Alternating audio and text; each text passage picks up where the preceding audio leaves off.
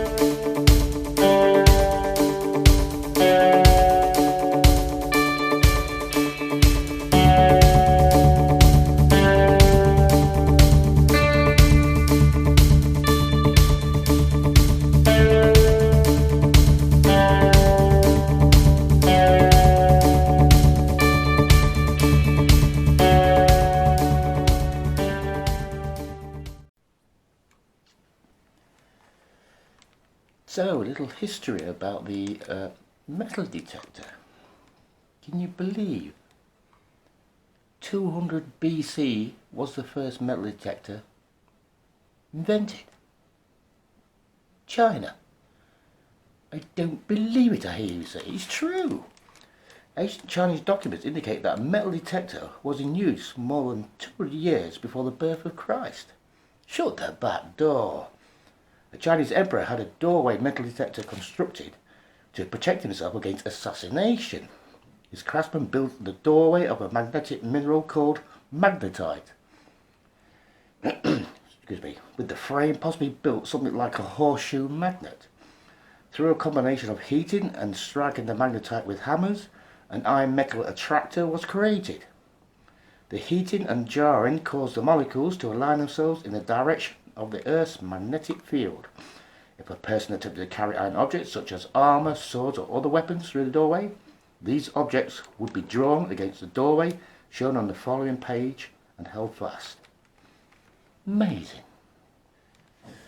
But until the early 1800s, many scientists and engineers used their growing knowledge of electrical theory in an attempt to devise a machine which would pinpoint metal. In 1830, English geologist and mining engineer R.W. Fox first discovered that electricity will flow through metallic ores as well as solid metal objects. Thus he devised a simple metal locator which consisted of nothing more than a battery, several metal rods and a suitable length of wire.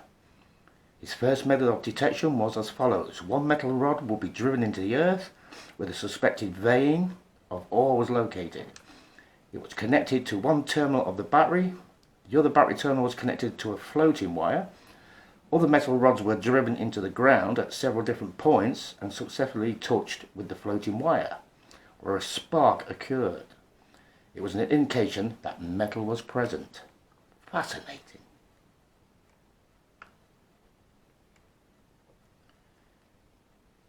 In 1879, Professor D.E. Hughes demonstrated to the Royal Society in London his induction balance machine. Hughes and his instrument maker, William Groves, soon recognised the potential of the IB as a metal locator, and several were supplied to various London hospitals for locating metal objects in human bodies. In 1881, the well-known American inventor George Hopkins modified an induction balance machine for locating metallic ores, treasure chests and the like. In fact, induction balance forms the basis of most metal detectors today. Did you know that? Oh, I did. Early 1880s, Alexander Graham Bell experimented with a metal detecting device. To make it, Bell had to study the theory of electromagnetism which had been previously demonstrated by Joseph Henry. The induction balance was also influenced by Bell's previous experience in his home, where he could hear the ticking of the clock while wearing a phone earpiece when a piece of metal was brought near the device, reasons for which he deduced that the electric balance had been disturbed and this could be suitable to detect a hidden metal. He therefore studied these concepts and published upon new methods of exploring the field of induction of flat spirals. Intriguing.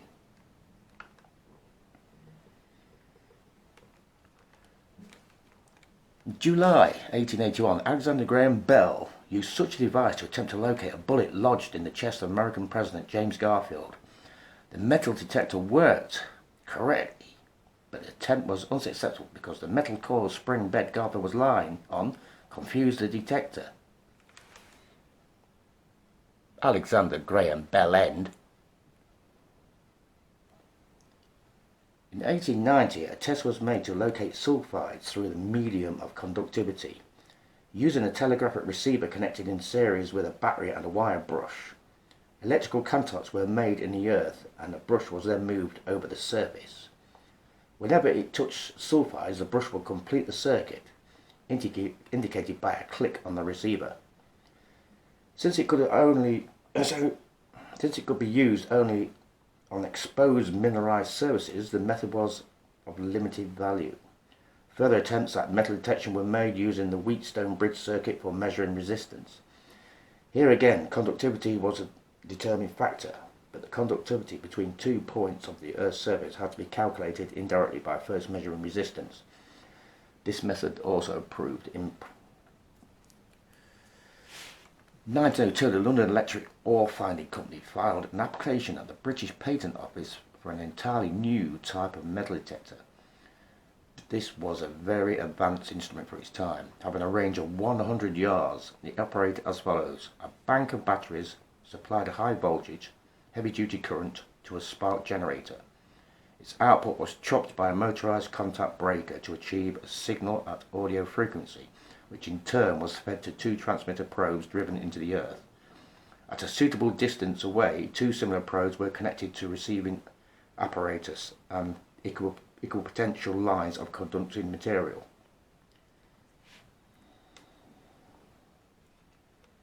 Near an issue of Popular Mechanics, an article describes the use of induction balance machines and mentions a 16-inch depth. It was in 1917. 1919, early metal detectors used to find unexploded bombs in France after World War I. Boom, baby. 1928, an American businessman, Shirl Herr, received a patent for a similar design that was effective to depth of 8 feet. Beat that, Cleggy. His invention quickly went international and was used in Antarctic exploration and the recovery of ancient Italian artifacts. In August 1929, Herr assisted Italian leader Benito Mussolini in recovering items remaining from the Emperor Caligula's galleys at the bottom of Lake Nemi, Italy.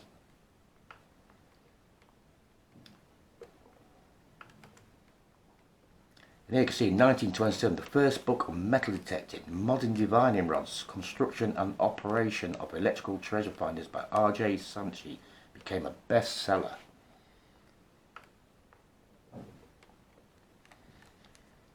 1928, with the very rapid development of wireless techniques during World War I, it was only natural that this technique would be adopted to metal locators and prospecting equipment.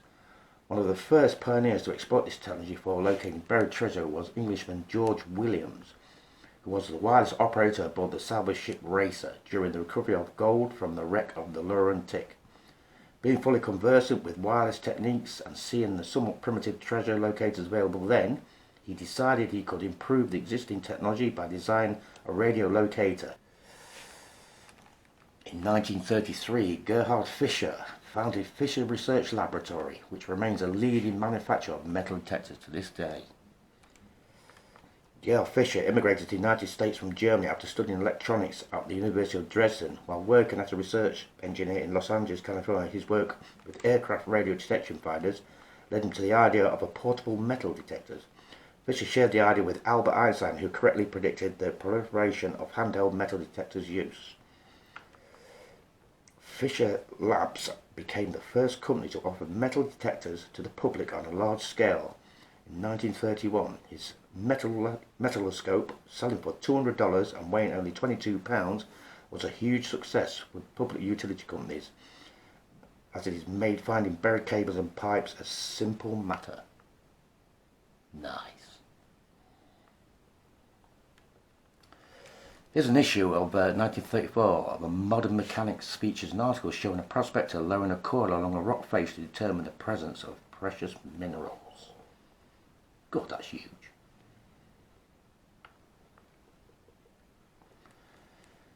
By the mid-1930s, there was an abundance of golden treasure locators, the most notables being the Alpha by George Maher, TerraSearch from Engineering Research Corporation, Radioscope by Goldak Inc., and of course, Metelloscope from Gerhard Fischer.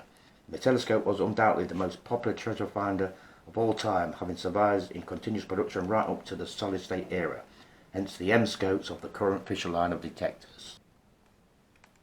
And here's 1937 G.R. Fischer's Metelloscope patent. Nice.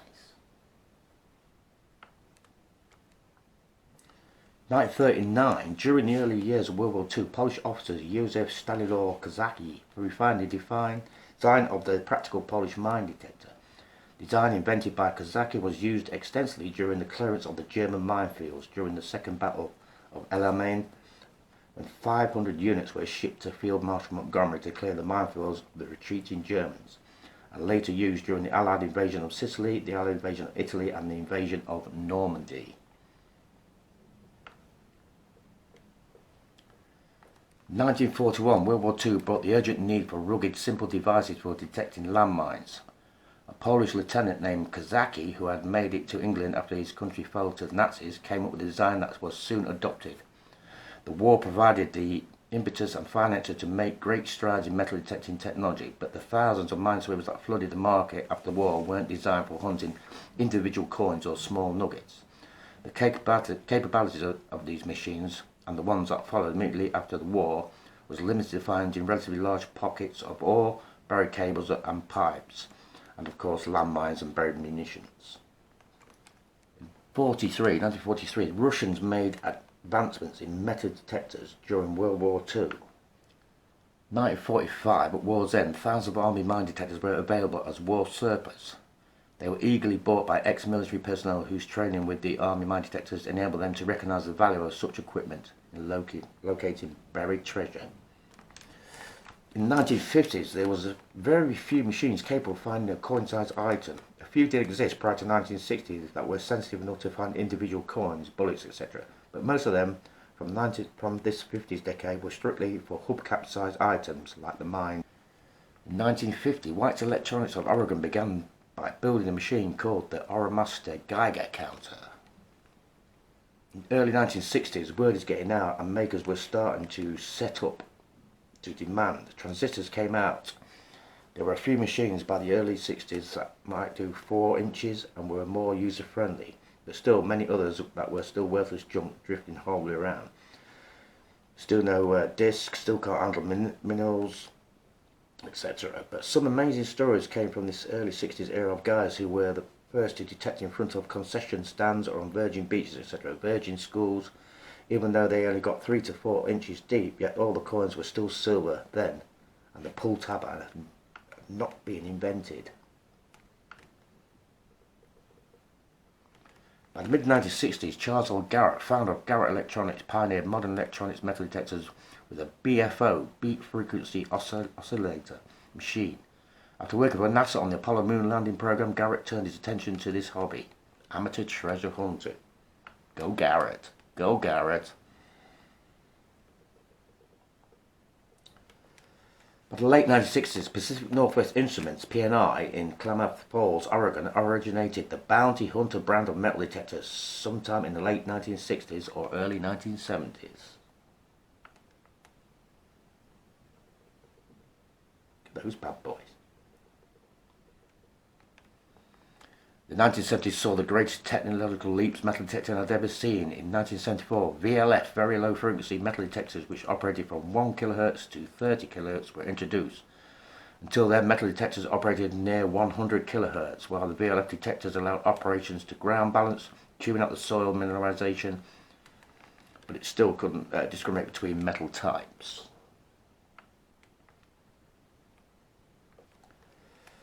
In the early 70s, the very first discriminators were seen, but for the most part it was all metal till the early 1970s. Even then, there were still some metal detectors who looked with suspicion on these newfangled discriminators, with cautionary claims that you'd miss rings. We don't miss rings today, though. Also in 1970s, Compass Electronics produced a new design, two cores in a D shape, mounted back to back to form a circle. This system was widely used in the 1970s, and both concentric and D-type, or widescan as they became known, had their fans. By the 1980s, detectors have become sensitive enough to gauge the depth of target with the assumption that it was coin-sized.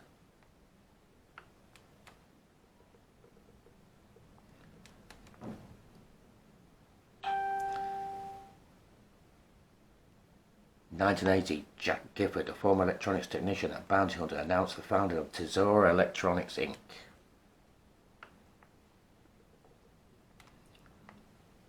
Good size of that machine. That's a bad boy. We know tesoro is Spanish for treasure. In 1985, Mine Lab forms and creates the Gold Seeker 15,000. Look at that base. It's got a joystick on it. What a beaut. In the 90s, we saw the integrated circuits replace most of transistors in metal detectors, just as transistors have replaced vacuum tubes. It started getting better.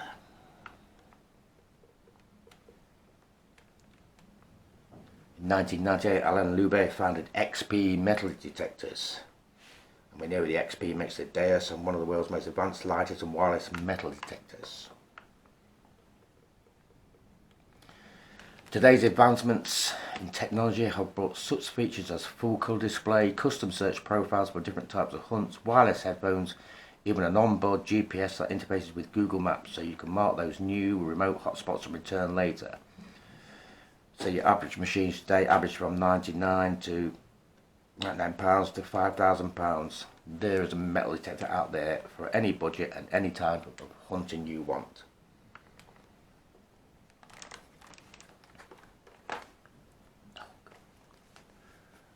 There you go, guys. Let's take the glasses off now.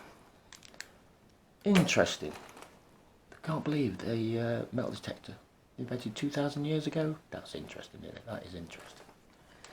So I hope you enjoyed that little history lesson. I'll leave you with a few pictures of old advertisements of detectors from the 50s upwards. Please like and subscribe. Thank you very much to our subscribers and new ones. We're going up and up and up. And obviously, yeah, the bad weather's kept most of us out. Most of us in.